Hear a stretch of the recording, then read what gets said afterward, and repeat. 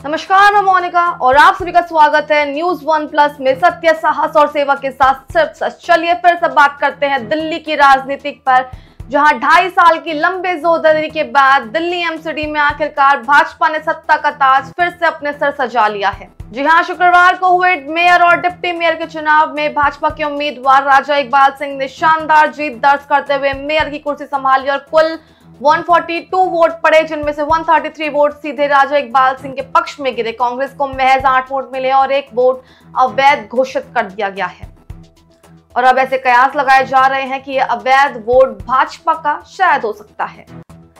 Deputy mayor के लिए कांग्रेस उम्मीदवार अरीबा खान ने नामांकन अपना वापस ले लिया और नतीजा भाजपा के जय भगवान यादव को निर्विरोध डिप्टी मेयर घोषित कर दिया गया।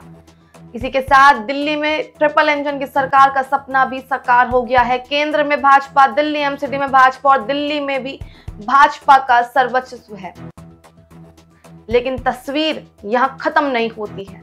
कहानी में असली ट्विस्ट तो तब आया, आपको याद दिला दिया जाए, 2022 में एमसीडी चुनाव में आम आदमी पार्टी ने 250 में से 134 वोट जीत कर सत्ता में धमाकेदार एंट्री मारी थी और भाजपा तब महज 104 सीटों से संतोष करना पड़ा था। लेकिन सत्ता में आने के बाद आप सरकार स्टैंडिंग कमेटी का गठन नहीं कर पाई थी और अब एमसीडी का कामकाज पूरी तरह से ठप हो गया।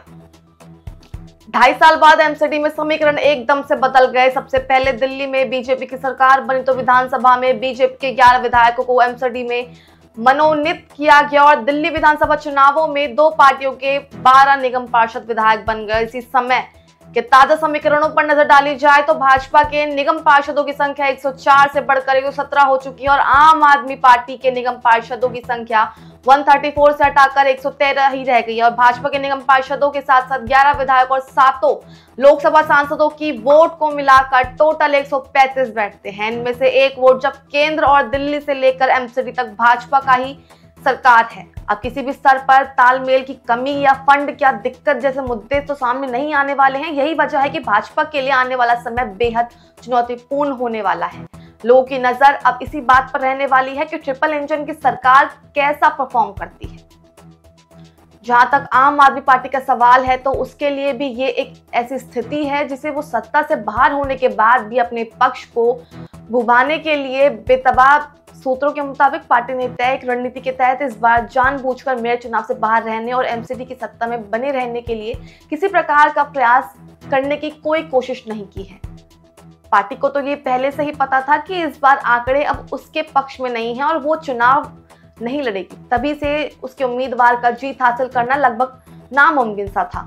लेकिन चुनाव का पूरी तरह बहिष्कार करके पार्टी एक तरह से भाजपा के लिए मैदान में खाली कर दिया ताकि वो एमसीडी में भी सरकार बना ले और उसके बाद पार्टी उस पर परफॉर्म करके दिखाने का दबाव बना सके। और अब अगर भाजपा परफॉर्म नहीं करती है तो आम आदमी पार्टी के हर मोड़ पर उसके सामने मोर्चा खोलकर खड़ी हो जाएगी। मेयर जीतते ही इकबाल सिंह ने दिल्ली की जनता पर लगाए यूजर चार्ज की वापस लेने की घोषणा कर दी है। इससे दिल्ली के लाखों लोगों को राहत मिलेगी। साथ ही दिल्ली के लोग यूजर चार्ज लगाने का शुरू से ही विरोध कर रहे थे। यूजर चार्ज को प्रॉपर्टी टैक्स के साथ वसूले जाने से सैकड़ों लोग ये शिकायत कर रहे थे कि प्रॉपर्टी टैक्स के मुकाबले यूजर चार्ज की राशि कई अधिक बैठ रही है। इस वजह से ही सैकड़ों लोगों ने प्रॉपर्टी टैक्स ही जमा नहीं करवाया था। अब राजा इकबाल सिंह ने कहा कि आम आदमी पार्टी ने दिल्ली की जनता पर यूजर्स चार्ज का बोझ डालने का काम किया था। अब एमसीडी में भाजपा की सरकार बन गई है, इसीलिए दिल्ली की जनता पर किसी तरह का कोई अतिरिक्त बोझ नहीं डाला जाएगा, इसीलिए यूजर्स चार्ज को जल्द वापस ले लिया जाएगा।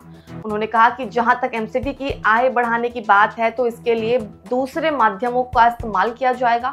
उन्होंने कहा कि दिल्ली नगर निगम में भाजपा की सरकार दिल्ली के नागरिकों को बेहतर सुविधाएं मुहैया करवाने के लिए प्रतिबद्ध रहेगी। शहर में स्वच्छता बनाए रखने के लिए ग्राउंड लेवल पर काम किया जाएगा। साथ ही 3 महीने के भीतर ही दिल्ली की जनता को असर दिखने लगेगा। इसके बाद गुणवत्तापूर्ण शिक्षा पर फोकस किया जाएगा। इस समय पर एमसीडी स्कूलों का स्तर बहुत ही ज्यादा नीचे चला गया है। एजुकेशन व्यवस्था को भी बेहतर बनाने के लिए हर स्तर पर काम किया जाएगा। यह बात चाहे बच्चों को समय पर किताब और स्टेशनरी आदि उपलब्ध कराने की हो या फिर बच्चों को समय पर स्कॉलरशिप देने की, हर स्तर पर बेहतर काम किया जाएगा। एमसीडी की बेहतर बुनियादी व्यवस्थाओं में सुविधाओं की दिशा में योजनाबद्ध रूप से सकारात्मक कार्य किए जाएंगे। इसके लिए डिस्पेंसरियों से लेकर हॉस्पिटल स्तर पर काम किया जाएगा। मुख्य प्राथमिकताओं में कूड़े के पहाड़ को खत्म करना भी शामिल है। इसके ऊपर काम शुरू हो चुका है। पिछली सरकार ने स्टैंडिंग कमेटी का गठन ना होने के कारण लैंडफिल साइटों पर कूड़े को इकट्ठा लगाने के लिए टेंडर प्रक्रिया शुरू होने में बहुत देर कर दी थी।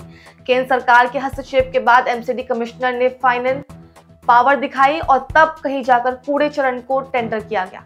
इस समय जो कंपनियां कूड़ा प्रोसेस करने का काम कर रही हैं, उन्हें डेली कूड़ा प्रोसेस करने के लिए क्षमता बढ़ाने का आदेश पहले से ही दे दिया गया है। अब एमसीडी में इस पर और अधिक फोकस करेगी। मेयर ने कहा है कि हमारी पूरी कोशिश रहेगी कि इस बार लोगों को जल भाव जैसी समस्याओं से ना जूझना पड़े।